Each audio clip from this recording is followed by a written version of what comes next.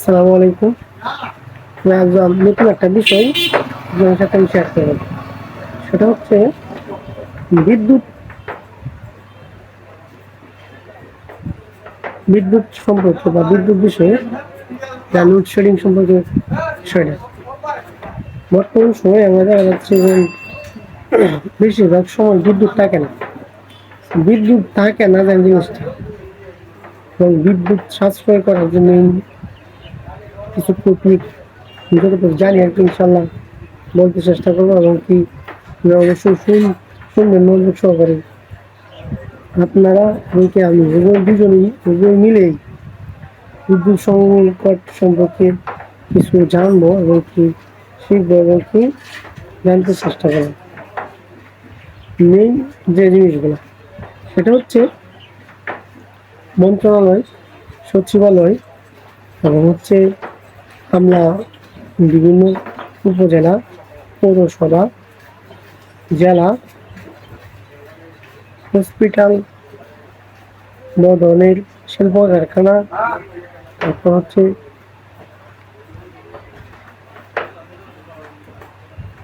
দোকান, মার্কেট, এমনকি বাজার, বিভিন্ন স্থানে বেশি, এইসব স্থানগুলোতে বেশি বিদ্যুৎ অপচয় হয়। তো বিদ্যুৎ অপচয় যেহেতু হয়, তবে রোধ করার তো বা এই বিদ্যুৎ অপচয় থেকে রোধ করার তো অবশ্যই কোনো না কোনো পন্থা এবং কি উপায় রয়েছে। তার মাধ্যমে প্রথম হচ্ছে আপনি, আমি, আপনারা বা আমরাই সচেতন হওয়া মেন দরকার। কারণ একজন এর কাছে কোটি কোটি এবং কি হাজার কোটি টাকা থাকতে পারে, তার মানে এমন না সেই কোনো একটি দেশের সমস্ত সম্পদ কিনে ফেলতে হবে।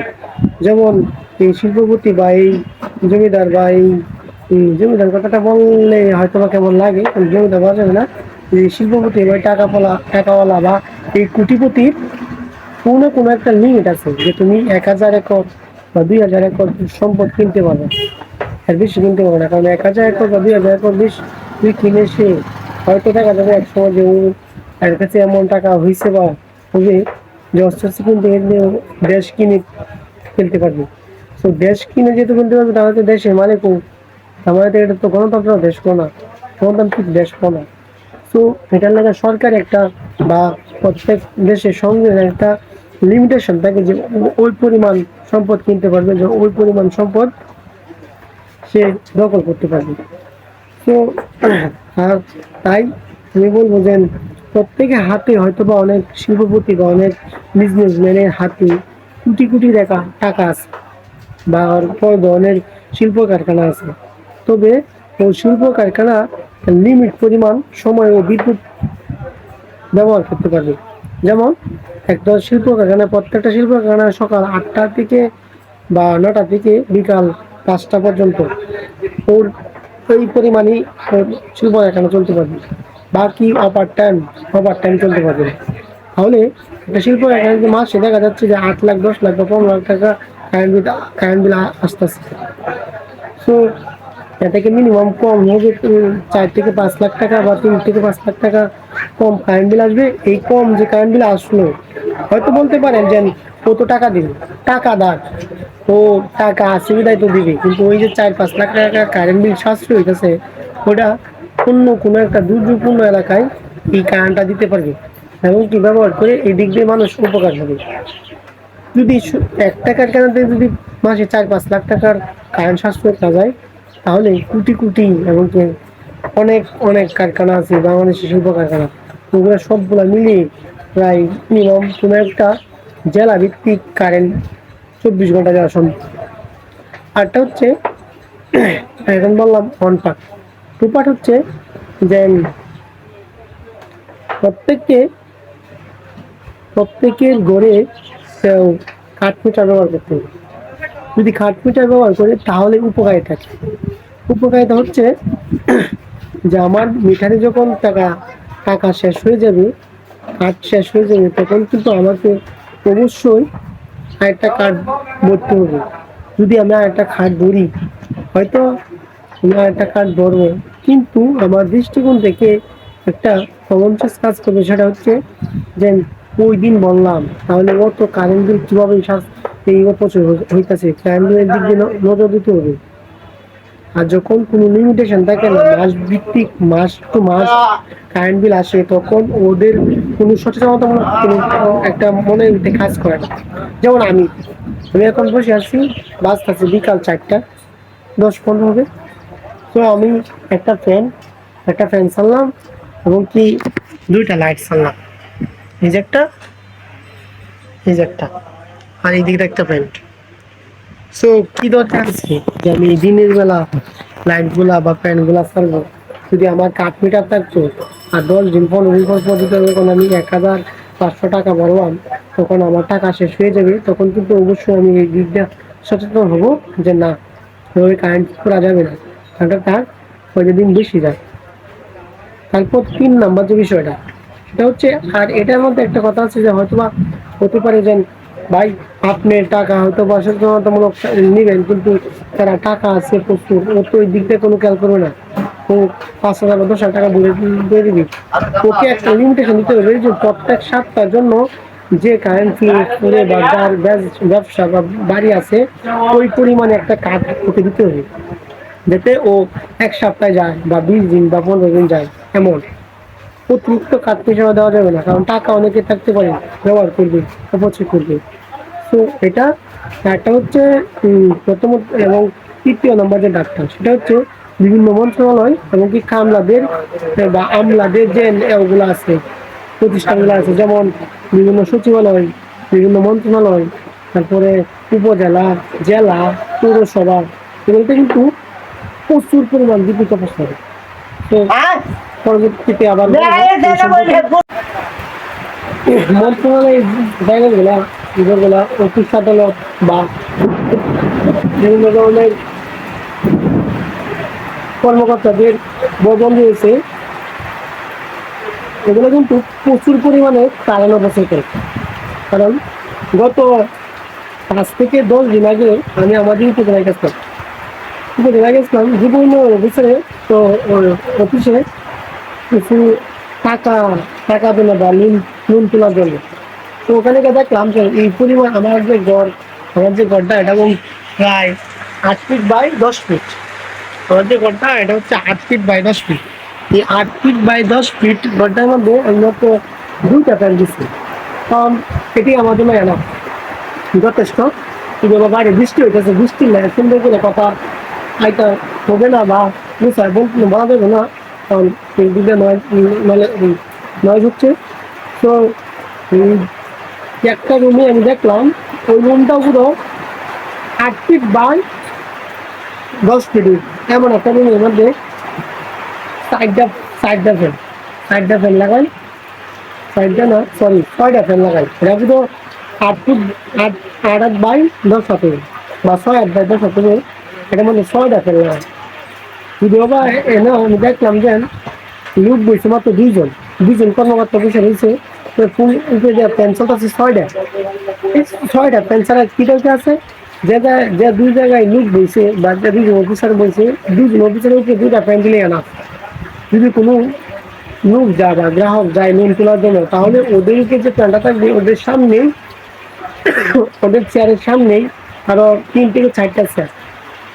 তো উপরে যদি একটা সিলিং ফ্যান চলে 56 ইঞ্চি, তাহলে এই যে সিলিং ফ্যানটা ঘুরবে, তো অফিসারের শরীরে যতটুকু লাগবে, এই গ্রাহকের শরীরে ততটুকু লাগবে, তার কিন্তু পরিমাণ কম হবে না। তাহলে 2টা চেম্বার এবং 2টা টেবিলের ভিতরে 6টা ফ্যান চলে, 6টা ফ্যান চলে। এই 6টা ফ্যান অবশ্যই 4টা ফ্যান বেশি দেওয়া, এই 4টা ফ্যান কারেন্ট অপচয় হইতেছে। তো কারেন্ট অপচয় হইতেছে, ওটা তো ওরা বুঝবে না। কেন বুঝবে না? কারণ ওদের কাছ থেকে কিন্তু 1 টাকা গুনতে হবে। মানে যখন আমার কাছ থেকে গুনতে হবে, আমার পকেট থেকে যাবে, আমার পকেট থেকে দেবো, তখন কিন্তু অবশ্যই আমি এটার প্রতি একটু আসক্ত হবো বা একটু মন মারা ভাব হবে যে না, অনেকগুলো টাকা অপচয় হইতেছে, আমার 2টা প্যান্ট হলেই চলে, প্রচুর বৃষ্টি হইতেছে, বৃষ্টির লাগে আমি সুন্দরভাবে এবং নিচে কথা বলা যাইতেছে না, অনেক মজা দিতেছে। তো পরে আবার বলতেছি কথা, মানে বৃষ্টি পয়লাম বৃষ্টি বৃষ্টি সাউন্ড অবশ্যই আসতেছে, করিনি বৃষ্টি, প্রচুর বৃষ্টি হইতেছে। সব একটু পরে আবার আপনাদের সাথে আমি কথাগুলো শেয়ার করবো।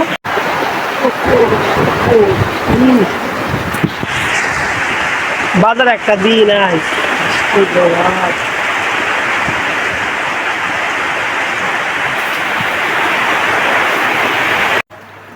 এখন যে ওই তুষারগুলো রয়েছে বা এগুলোর মধ্যে অনেক বিদ্যুৎ অপচয় হইতেছে বা এইসব অত্যাধিক ইলেকট্রিসিটি, যেমন ফ্যান, অতিরিক্ত এসি, তারপর আছে ফ্রিজ, তারপর আছে লাইটিং। তো এগুলো প্রচুর প্রচুর পরিমাণ লাইট বা কারেন্ট অপচয় করছে। তো কারেন্ট তো অপচয় হইতেছে, এবং কি লাইটিংটা একটু কম, কারণ লাইট যেহেতু অফিসের কিনোই শেষ হয়ে যায়, এবং কি সকাল 8টা থেকে বিকাল 5টা দিকে শেষ হয়ে যায় বা 4টা 4:30 দিকে শেষ হয়ে যায়। তো লাইট এতটা লাগে না, যেহেতু কারেন্ট অপচয়টা একটু বাড়ছে। তবে অত্যাধিক ফ্যান ব্যবহার করি, যেমন বললাম না যে 6 হাত পাই 10 হাত একটা ঘরের ভিতরে যদি 6টা ফ্যান চলে এবং কি 2টা চেম্বার থাকে, তাহলে এই ঘরের লেগা ফ্যান অতিরিক্ত হয়ে গেছে। তো এই দিক দিয়ে যদি 2টা ফ্যান দিত, তো 4টা ফ্যান কারেন্ট যে অপোজিট এগুলো বাঁচত না। তো এইটা আমি ওদের মূল্য বলবো যে এই দিক দিয়ে দৃষ্টি দেওয়া, যেগুলো হয়ে গেছে এগুলো থেকে নিয়ন্ত্রণটা হোক এবং কি কমানো হোক, এবং বাকি যে অফিস আদালতগুলা হবে এগুলা অবশ্যই বিবেচনা করে তারপর যেন লাইটিং এবং কি ফ্যান ব্যবস্থা করা হয়। তারপরে হচ্ছে যে পরিবহন সামগ্রী, পরিবহন সামগ্রীর মধ্যে যেমন আছে ব্যাটারি চালিত অটো, যেগুলো কারেন্টে চার্জ হয়। তারপরে আছে যে তখন আবার ইলেকট্রিসিটি গাড়ি নামছে, গাড়ি, তারপর বাইক, তারপর আছে এই যে জেনারেটর, এসব। এই যে এসব জেনারেটর, ইলেকট্রিসিটি কার, তারপর অটো, এগুলা দেশে 6 লাখ। এই অটো বর্তমান একটা র্যাঙ্কিং বিবেচনা দেখা গেছে যে দেশে প্রায় 2 কোটির মতো অটো আছে। 2 কোটি, 2 কোটির মতো যে অটো দেয়, এগুলো সবগুলো হচ্ছে চার্জিং অটো। এই চার্জিং অটো এবং কি রিক্সা, এগুলা প্রচুর পরিমাণ কারেন্ট খায়।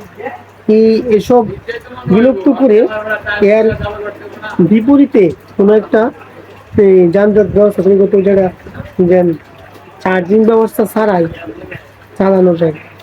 তো এটাও একটা কারেন্ট অপচয়ের মূল কারণ, এবং এর বিপরীত যে পন্থা বা তা অবশ্যই সরকার ক্ষতি ক্ষতি দেখা দরকার, তাহলে অনেক কারেন্ট থেকে বাঁচানো হবে।